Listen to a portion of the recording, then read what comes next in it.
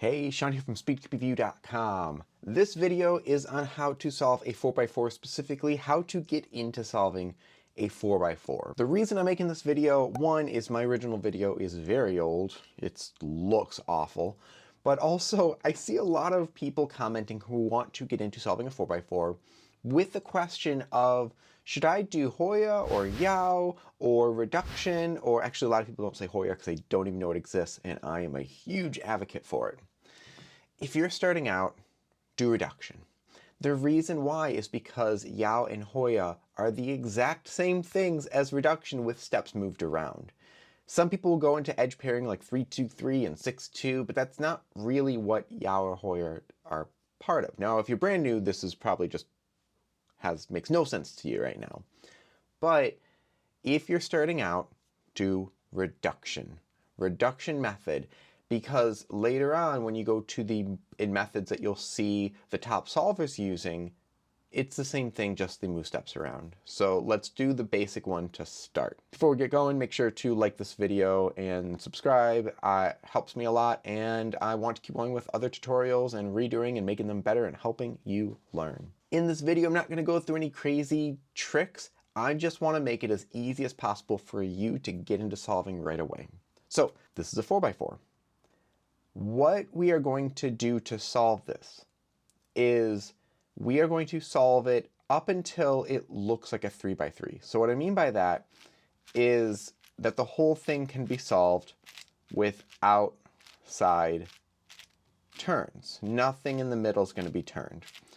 If I grab a 3x3, although the scrambles are not the exact same, it's the same idea. We just have a larger center and larger edges. But that's what we're going to do. We're going to turn it into a 3x3. Let's move this out. So then we can solve it like a 3x3. With that said, if you don't know how to solve a 3x3 and you want to solve a 4x4, it's going to be quite difficult, and I would recommend starting with a 3x3.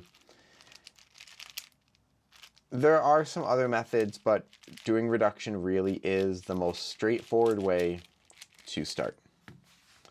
Here we go. Single moves are like what you're used to, R, U, L. When you have double moves, that usually is RW. So that's RW, this is LW, this is UW. Okay, first thing is solving centers. There's no set algorithm for solving centers that people usually use. And what people will often do is they will make a pair like that. A bar, I guess, might be a better way to word it. They'll try to make another bar. So we have a piece here and a piece here. So here is where we can get kind of in trouble already. If I just do that to make a bar, I broke up the other one. So the one thing to remember when making centers is you want to do a move, a turn, and then reverse the first move. This might be excessive moves to start, but we're not worried about excessive moves right now. We just want to get going. So for example, I want to pair those up. So I'm going to do a move, a turn, and then reverse that. I could also do it this way. Why am I doing that? Why am I reversing it? Well, when you reverse it, it fixes what you messed up here. So I pair up, turn, reverse. So right here, if I want to make 4 yellows, I can just do this right now. But that's not always going to be the case. So what I like to teach is, how can I get that in there? Well, I could do a move, a turn, and then reverse that move to place it in.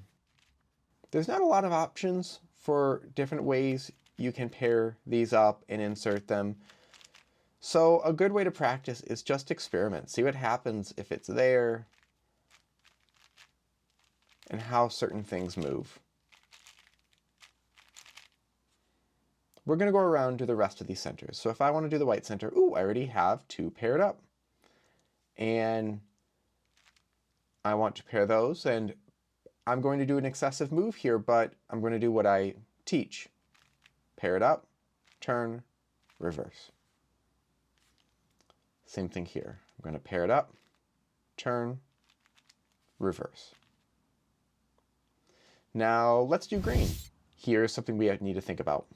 I could put a blue center here. Well, blue and green are never next to each other on a 3x3, so we can't do that. We have to know what's next to what. So if this is green and this is white, what has to go here? Is it blue, red, or orange? I'll give you a moment to think about it. It is orange. We actually already have 3. I could take this piece out completely, but I can pair it up with one move, a turn, and reverse. If that's orange, this has to be blue. So I'm going to do a move, turn, reverse, move, turn, reverse. And now our centers are made. For right now with reduction, don't worry about the order. The order happens with Yao or Hoya. I prefer Hoya, and with that you do the side centers, and then you're going to do the bottom and the back centers, and you do that order for looking ahead. With Yao, you often do the top and bottom centers, and then you switch to edge pairing, but after that you do the other 4 centers. But for this, start with any center and practice that up, turn, reverse. Okay, now we need to pair edges. So if there's a green and red, there's going to be one other green and red on the cube. Here's orange and yellow, there's going to be another orange and yellow on the cube. Just like what I mentioned before, there are situations where you could fix them in one move. But you notice the centers are off now. So here is the standard thing to do. We are going to take 2 of the same color edges and put them across from each other in the front, either here and here, or here and here. It doesn't actually matter which one it is, as long as they're on the same, on the top or on the bottom. And so if here's green and red, I need to put that green and red here, like that. And there's different ways I could have put that in. I could have done it like that as well. Here is the move. What it is you do a slice, E slice, I guess, and it could just be 2 layers. You don't need to do actually that. And then we are going to flip an edge. 7 moves. It's basically taking the edge out and inserting it back in with like a inverse sledgehammer, then reversing the first thing. So here it is. Maybe talking too long with it, but I slice, flip that edge, reverse that, and I paired it up. So let's do the orange and yellow. Ooh, we got another pair automatically. Orange and yellow, where's the other orange and yellow? There we go. I'm going to put it on bottom as well. So I slice, RU, R prime, F, R prime, F prime, R. And then reverse the slice. And we're going to do this at most 11 times, because after the 11th time, there's only one edge left and it has to be paired up. So let's see here, what do we have? Ooh, red and yellow, red and yellow. I need to put that on bottom, or put that on top. So I'm just going to take it out, put it in the correct way. And if you noticed, that is the edge flip algorithm that we have in the middle. Like that. Slice, edge flip, slice back. And we can keep going around doing this. Here's blue and red. I'm going to find the blue and red one. Let's put it on top. Let's change it up. Blue and red, I'm going to put it on top. And as long as you do wide moves, you can do whatever you want. It's not going to mess up any other edges or any centers. Slice, edge flip, slice back. Actually, there's green and white. I see green and white here. I'm going to slice, edge flip, slice back. Blue and white, where's blue and white? Let's put that one here. There we go. Slice, slice back. Blue and orange, where's blue and orange? Let's put this one up here. I'm going to slice, edge flip, slice back.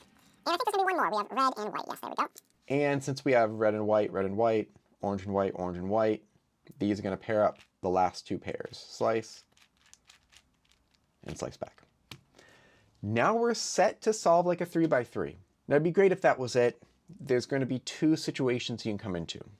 One where an edge pair is flipped the wrong way, so like you swap those back. and that's kind of a long algorithm that you'll have to get into your fingers.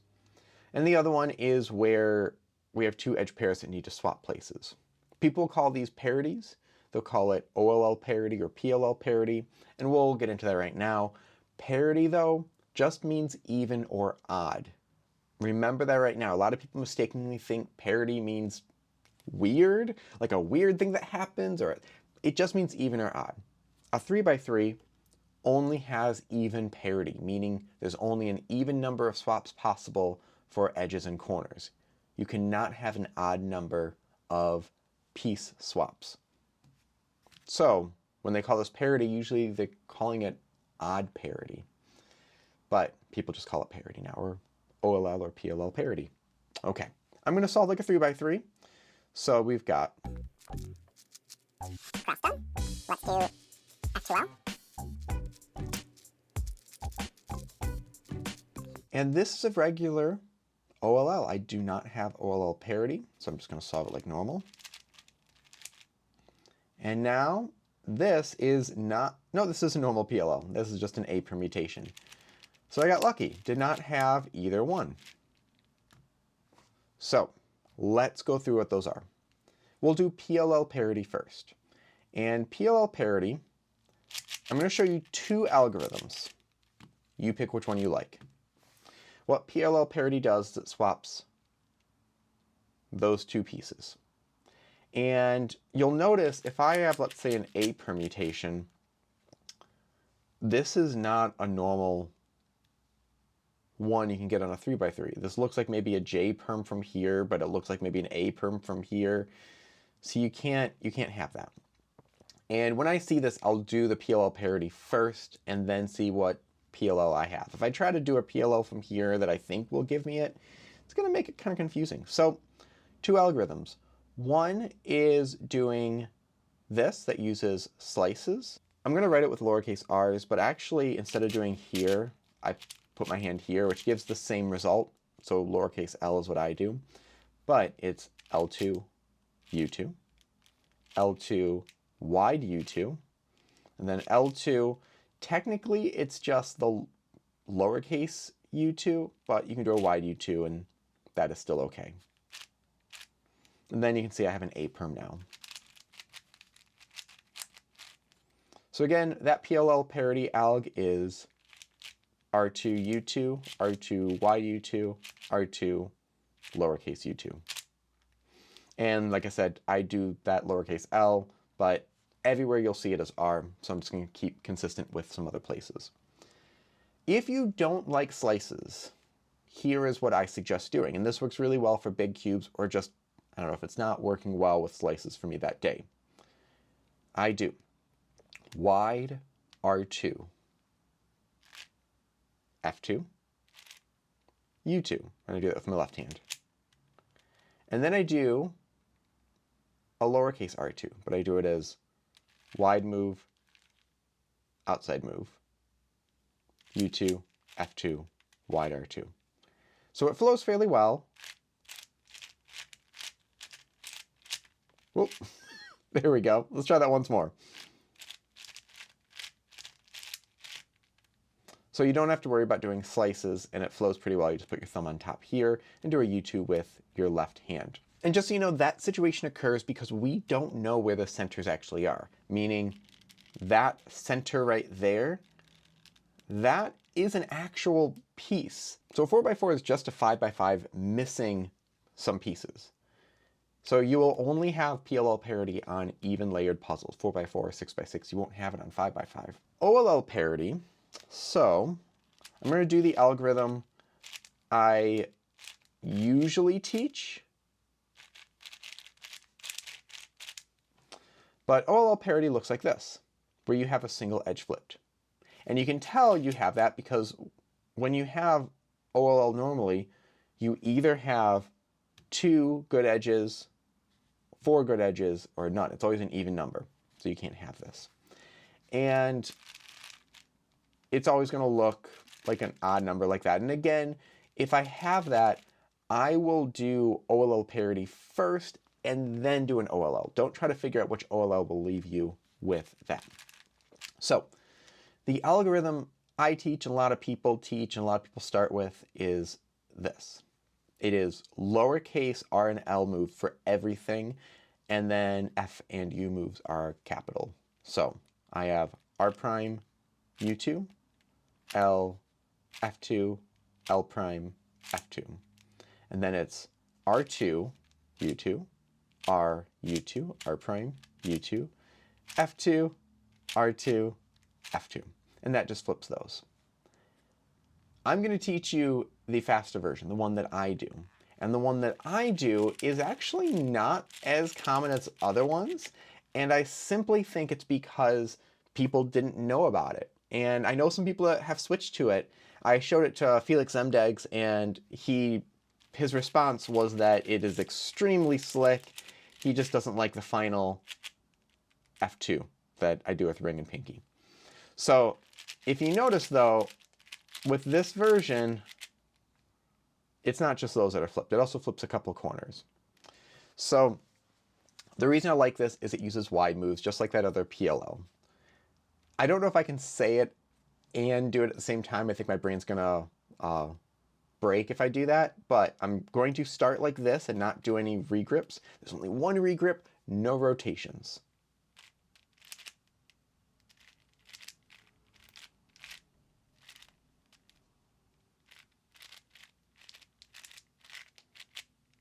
There we go.